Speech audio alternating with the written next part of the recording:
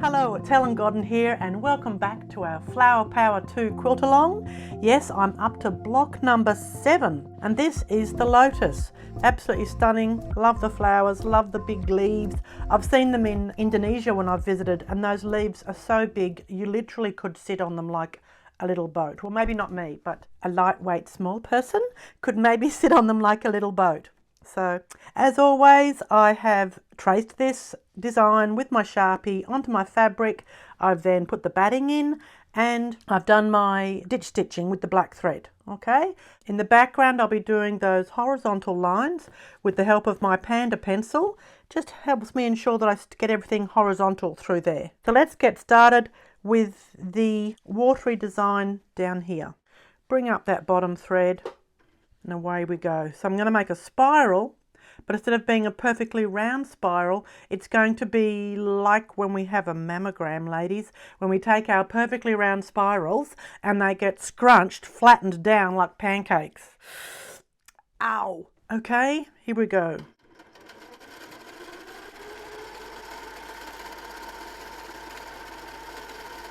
You can see how that spiral shape is very much elongated and it gives the illusion of the, ripples on a pond. So what you want to do is make sure this stays very horizontal to be representing water. So in this kind of a spiral, instead of it being a constant circular shape, it's actually very much a straight shape with just the turn on the ends.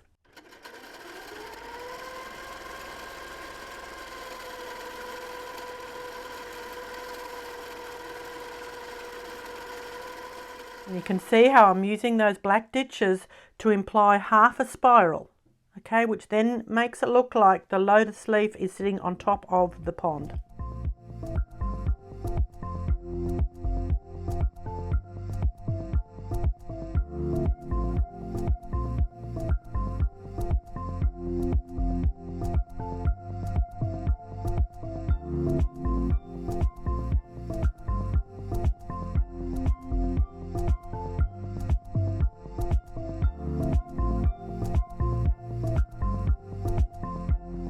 Now I need to travel back down to this area, but on my way I might deal with some of these areas here. Now there's a couple of options when it comes to the lily pad. You could have lines that flow out sort of parallel into that section that emphasize kind of the veins and whatever, or you could go across this way, okay, rather than lengthways. I think I'm going to go lengthways. So from the edge to the center, and keeping in mind the curvature of that line there. So it's not a straight line, it's a parallel line, but at some stage it's got to meld across to this one.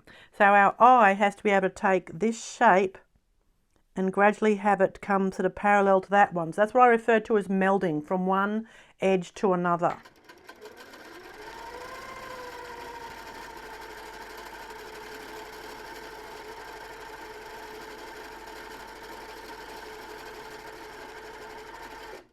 So it's pretty obvious the space I'm stitching in is very narrow here and wider there. Therefore those lines are wider apart and those are coming in.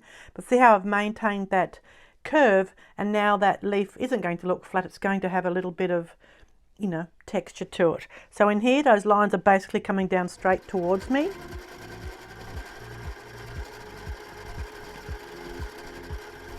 And I'm quite happy about that because in the background it's going to be horizontal, so that is a really nice contrast. They're basically a vertical pattern up against the horizontal pattern, so I'm happy with that.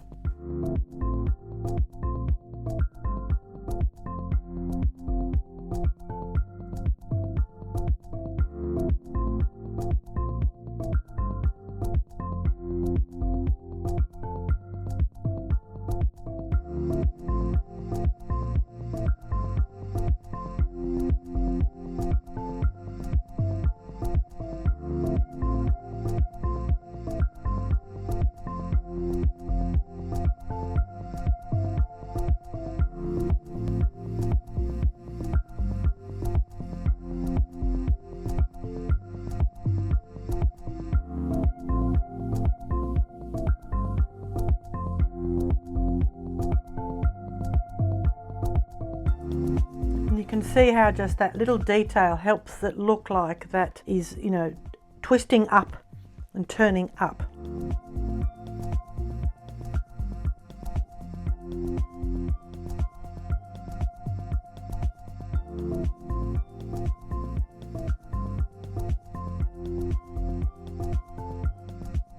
And then I've travelled back down here ready to complete this water. So I might want to remind myself again that this has got to keep horizontal.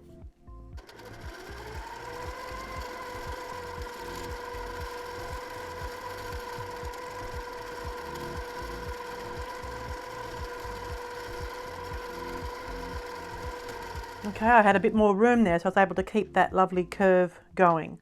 But you can see how they really are a spiral that's been mammogrammed. Ooh. Okay, I'm going to turn my job. Again, I just like it. It's easier for me to do those straight lines coming towards me.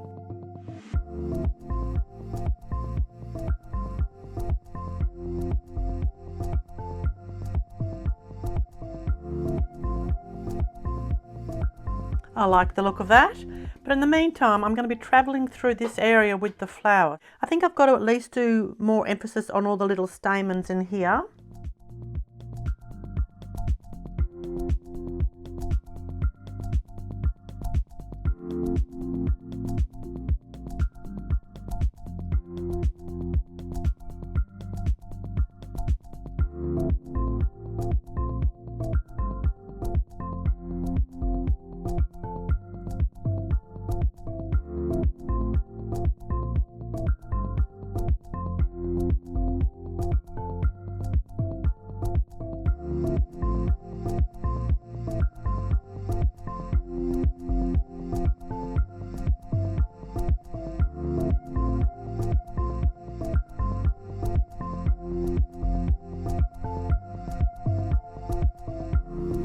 There we go. As you can see, I've gone for a really close echo, trying to make it still look quite delicate, trying to be as close as I can with that little echo. And I popped in here while I had the chance just to get those couple of little horizontals in.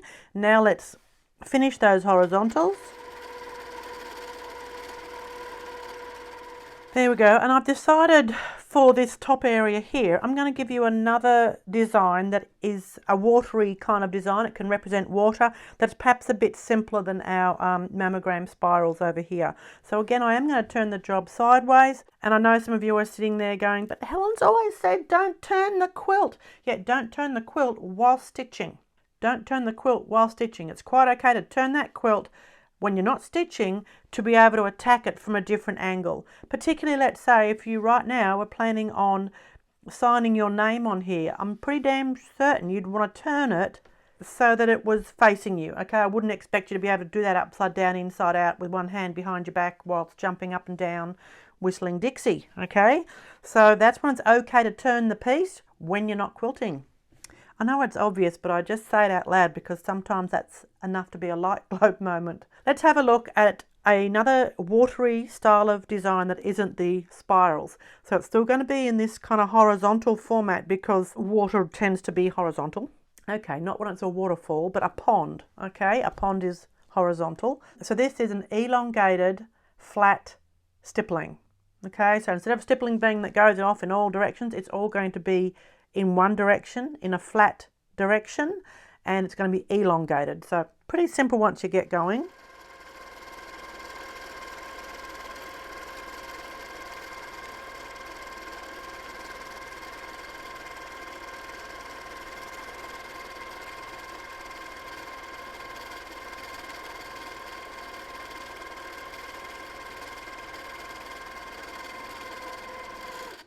Not much you can do in those little areas other than just fake it, so I've just gone with some horizontals.